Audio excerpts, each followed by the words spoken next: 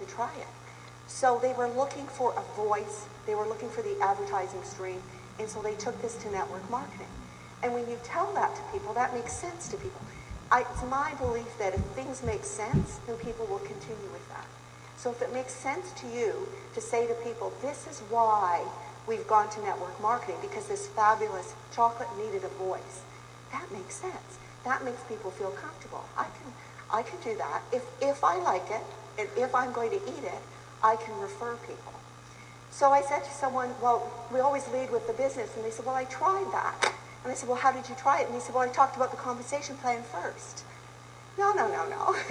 That's not leading with the business. Leading with the business means that the verbiage you use is business oriented. So leading with the business would mean things like, instead of saying, this product is so wonderful, even diabetics can eat it, you would say, everybody can be your customer. Diabetics can use our product. Diabetics can be your distributors. People with high blood pressure can use our products. People that are pregnant, people that are breastfeeding. How many disclaimers are out there on every vitamin you see? Not for people under 12, people who are pregnant, people who are thinking about becoming pregnant, people who are breastfeeding, people who are thinking about breastfeeding. There are so many disclaimers on all of those products. Every single person can be your customer. You see the difference in that? So they're already thinking about who's going to be their customer. One of the things that I do is I use this rank advancement sheet. And JJ has been so great because he set up the bank. You can buy these at the back now. And they set up on the back of these your goals. And I just wanted to mention how I use this.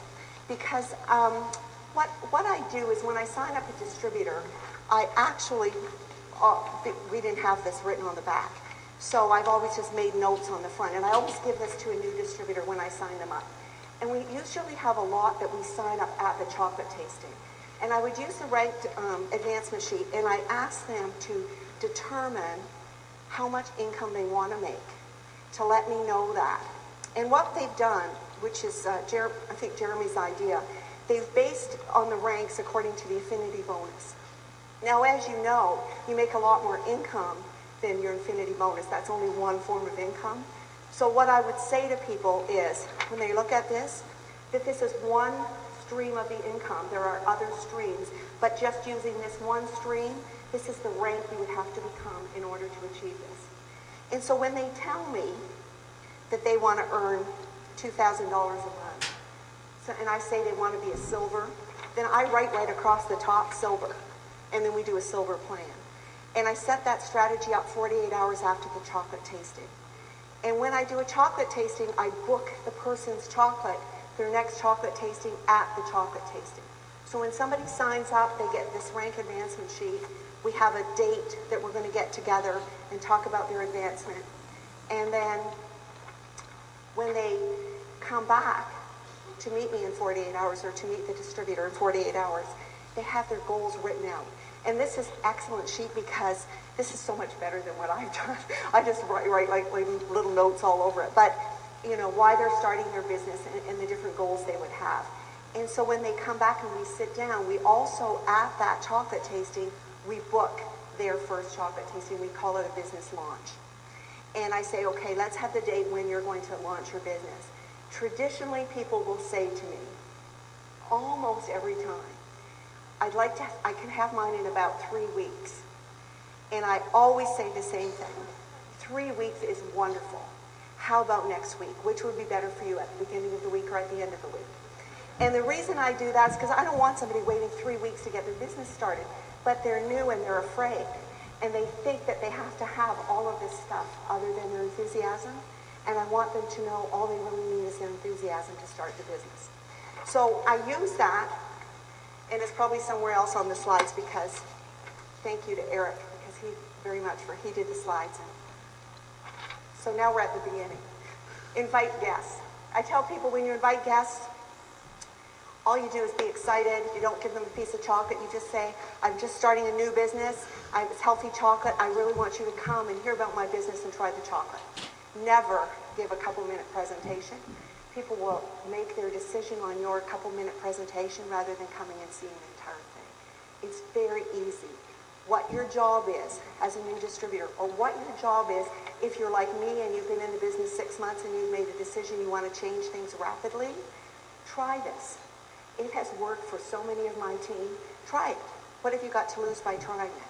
Just make the decision and then have the people. Okay, so you've got this launch, you're inviting. All you have to do is be a good inviter. You see yourself as being an inviter. You invite people to chocolate tastings. You invite them to listen to a call. My first experience was, as Judy said, I listened to Jeremy's 5-minute sizzle call. You invite them to listen to a CD. You invite them to do something. Just invite. Don't give them any presentation. Invite them to hear the presentation. And so what you want to teach your new distributor to do, they're already excited. So they've signed up is to have people come out to a business launch. And sometimes in the beginning, the business launch will be small. You know, you might have 8 or 10 people. When I did my first few, they were at my own home, and there was more guests than distributors. And what I tried to do is get other distributors to come and bring their guests. And soon they grew so large that we had to have them outside of my home, and we had to have some in hotel meetings.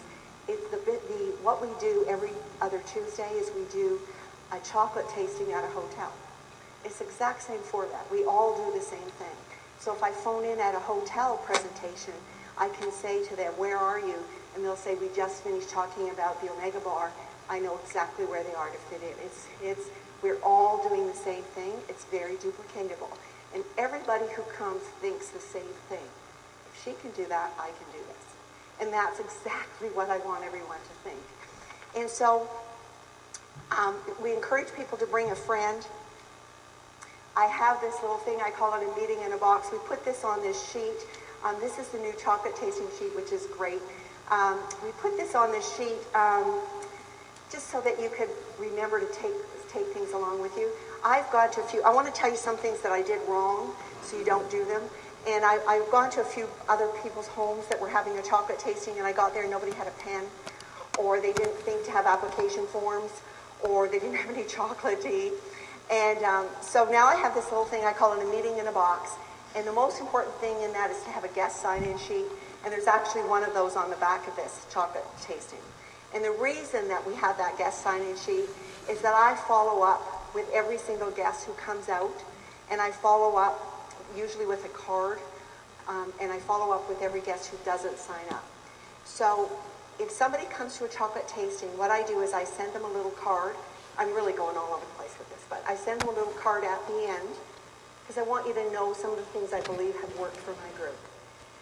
If somebody comes to my chocolate tasting and they leave and they haven't signed up as a new distributor, I send them a card that night, usually, if they've done one in the area, and all my leaders do the same thing. And the card always says the same thing. It's very basic. Thank you for taking the time out of your busy schedule to attend our opportunity meeting tonight. You have a wonderful distributor in, and then I mentioned whoever the distributor was that invited them.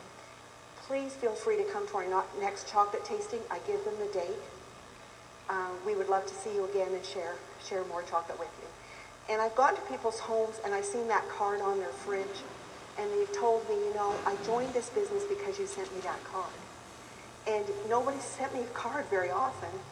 And I couldn't believe that when I didn't sign up, you took the time and you still invited me back. Because some people need to hear it a few times. And so that's one of the things we do is we always follow up with